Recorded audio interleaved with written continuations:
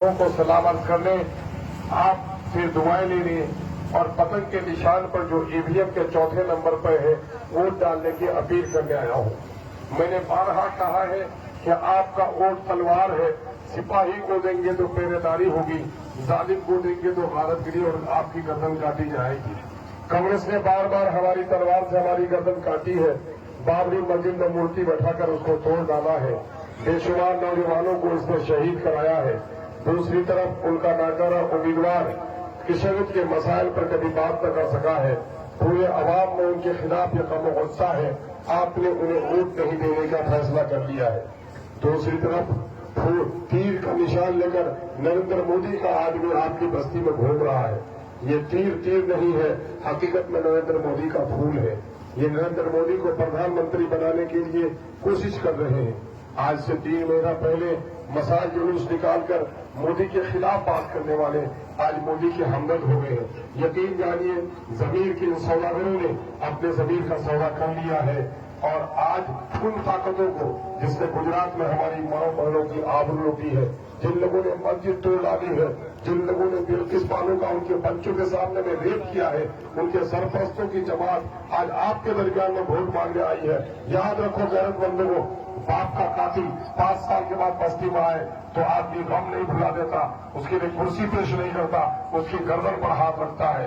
कोई आदमी नरेंद्र मोदी का हमारी बस्ती में आता है तो बाबरी मस्जिद की टूटी हुई मिंबर और मेहराब की तस्वीर हमारे सामने में होती है। गुजरात में माओ के साथ जो जुल्म हुआ, बेटियों की जो चीख और पुकार है, दूध पीते बच्चों को जो आग में डाला गया है, उसकी तस्वीर हमारे सामने में होती है। सीए का काला कानून बनाने वाला मोदी कभी हमारा हमदर्द नहीं हो सकता है। जो लोग उसका वोट मांगने आ रहे हैं वो आपके शरीयत के दुश्मन है, आपके दीन के दुश्मन है। सीए जैसा कानून बनाकर मुसलमानों को परेशान किया है। आज पूरे मुल्क में मुसलमान खौफ के समंदर में डूब रहा है। कहीं दालियां लुटी जा रही है, कहीं टोपियां उछाली जा रही है, कहीं बेटियों के बुर्के और नकाब फाड़े जा रहे हैं। हिंदू मुसलमानों में नफरत पैदा कर दी गई है। हम मोहब्बत के साथ जीना चाहते हैं, इसलिए ऐसे लोगों से भी होशियार होना है। कुछ लोग हमारे कहते हैं कि पहले ही से हम लोग जदयू में थे।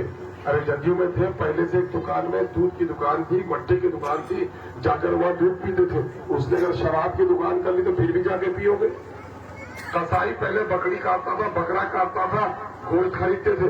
अब वो कसाई अगर छोटा छोटा काला जानवर काटा तो उसी का गोश्त खरीदोगे। गैरतमंद ऐसा नहीं कर सकता। मेरे भाई, आपके गैरत की कसम, आप अपने वोट का सही इस्तेमाल कीजिएगा।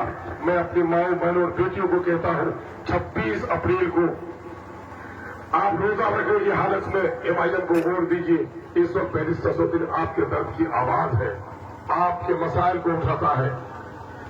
गुजरात के उन दूध मुहे बच्चों के खून के कतरों की कसम, मां के गोद से छीने हुए आग में फेंके जाने वाले उन बच्चों की तड़पती रूहों की तड़प की कसम कि एक वोट पैरिस ससोदिन अवैसी के पतंग के निशान पर देकर मुझे अपनी खिदमत का मौका दीजिए। मैंने हमेशा हिंदू मुस्लिम की मोहब्बत की फिजा आम करने और किशनगंज की तामीर और मिल्लत के मसाइल की लड़ाई लड़ी है।